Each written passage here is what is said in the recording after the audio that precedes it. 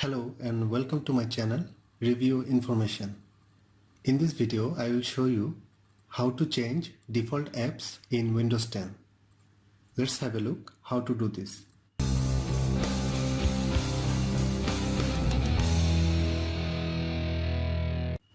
Windows 10 uses settings instead of control panel to make changes to file type associations. First of all, go to Settings. Then select Systems from the list. From the bottom of the left panel, choose Default Apps. In the Choose Default Apps by File Type window, click the program to the right of the file extension. If there isn't one listed, click the Choose a Default button instead.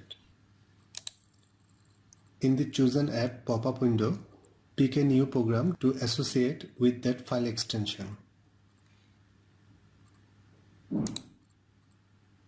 You can change music player or photo viewer or video player for default apps.